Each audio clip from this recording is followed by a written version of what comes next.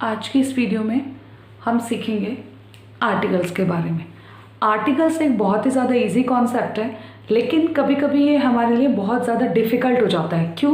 क्योंकि हम कभी कभी कंफ्यूज हो जाते हैं कि कहाँ पर हमें ए का यूज़ करना है, कहाँ पे हमें एन का यूज़ करना है और कहाँ पे हमें द का यूज़ करना है। तो जो सिंपली मैं आपको समझाना चाहूँगी, आर्टिकल्स जो होते हैं वो हम यूज़ करते हैं सिर्फ अगर हमें कोई भी चीज़ें डिफाइन करनी हो कि वो चीज़ें एक हैं या फिर एक से ज़्यादा हैं। तो मोस्टली केसेस में जो आर्टिकल का यूज़ होता है वो यूज़ होता है अगर हमें चीज़ें बतानी कि वो एक है। तो उसके लिए भी ये जो आर्टिकल्स हैं ये अलग अलग कैटेगरीज में डिवाइडेड हैं। तो पहली कैटेगरी हमारी इंडेफिनेट आर्टिकल और दूसरे होते हैं हमारे डेफिनेट आर्टिकल। तो इंडेफिनेट आर्टिकल्स में जो हमारे दो आर्टिकल्स आते हैं वो होते हैं हमारे ए और एन, और जो हमारा डेफिनेट आर्टिकल है वो होता है हमारा द। तो आज की इस वीडियो में आपको जो मैं सिखाऊंगी वो सिखाऊंगी मैं इंडेफिनेट आर्टिकल्स के बारे में। तो इंडेफिनेट आर्टिकल्स जो होते हैं वो होते हैं हमारे ए एंड एन। तो ए और एन दोनों का मतलब होता है एक, लेकिन हम कंफ्यूज हो जाते हैं कहाँ पे हमें ए का यूज करना है और कहाँ पे हमें एन का यूज करना है। तो जो हमें एन का यूज करना होता है वो यूज करना होता है वोवेल साउंड से पहले। लेकिन जो हमें क्लासेस में सिखाया जाता है और या फिर अगर हम छोटी क्लासेस की बात करें तो उन कॉन्सेप्ट्स के लिए ये ठीक है, उन क्लासेस के लिए कॉन्सेप्ट ठीक है कि हमें वोवेल्स से पहले ए ई आई ओ यू से पहले हमें एन का यूज करना है। लेकिन अगर हम हायर क्लासेस की बात करें तो उनके लिए ये जो कॉन्सेप्ट है ये एप्लीकेबल नहीं होता, क्योंकि वो थोड़ा सा हायर क्लास का हो जाता है। तो अगर हम वोवेल साउंड्स की बात करें तो उनके लिए हमें एन का यूज करना होता है। और vowel sound A E I O U का जो वोवेल साउंड है वो हिंदी वर्णमाला में जो स्वर होते हैं उनसे रिलेट करता है। जैसे कि अगर मेरे को ए का यूज नहीं करना है और मुझे पता लगाना है कि किस वर्ड में हमें एन का यूज करना है, तो अगर मैं हिंदी की वर्णमाला के स्वर को याद करूं, जैसे ए आ ई उ ए ओ ओ, अगर किसी भी इंग्लिश वर्ड को प्रोनाउंस करते हुए इन वर्ड्स का साउंड आ रहा है तो मुझे सिंपली उसमें यूज करना होगा एन का।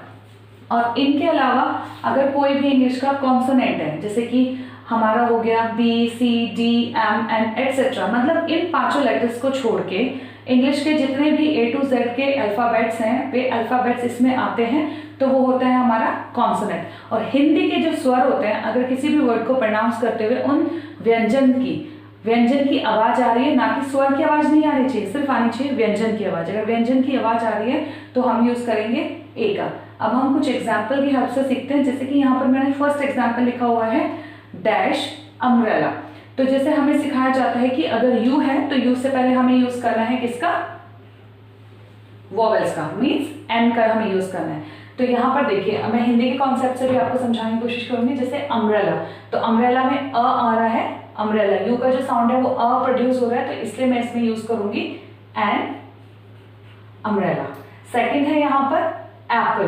तो एप्पल में फर्स्ट लेटर है हमारा ए और ए ये या फिर एप्पल का साउंड आ रहा है ए का, तो इसलिए मैं यहां पर यूज करूंगी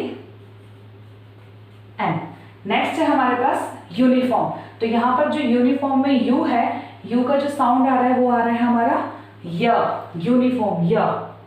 लेटर भले ही ये यू हो, लेकिन इसमें जो साउंड आ रहा है वो आ रहा है य का मतलब यहाँ से कॉन्सोनेंट के वर्ड से इसका साउंड प्रोड्यूस हो रहा है, इसलिए मैं इसमें एन का यूज ना करके मैं इसमें यूज करूंगी ए का।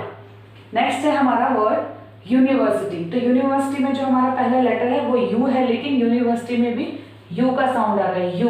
तो यू इन सारे स्वर में से किसी का भी साउंड नहीं है, किसी भी वॉल साउंड का प्रोनाउंसिएशन नहीं आ रहा है, इसलिए मैं सिंपली इसमें यूज करूंगी ए। वहां पर भी और कुछ एग्जाम्पल लिखे हुए हैं, जैसे कि कैट। तो अगर मैं कैट का प्रोनाउंसिएशन करूं कैट, तो क का साउंड आ रहा है, इसलिए मैं फिफ्थ वाले में यूज करूंगी ए। सिक्स्थ है हमारा पेंसिल। ये आप बताइए मुझे इसमें क्या साउंड आएगा? प एम एल ए में किसका साउंड आ रहा है, आप इसमें क्या फिल करेंगे? और नेक्स्ट है 8 नंबर पे 1 रुपी कॉइन। तो जैसे कि यहाँ पर 1 है, व ओ है, तो आप मुझे बताइएगा कि इसमें मुझे ए का यूज करना है या फिर मुझे एन का यूज करना है। Thank you.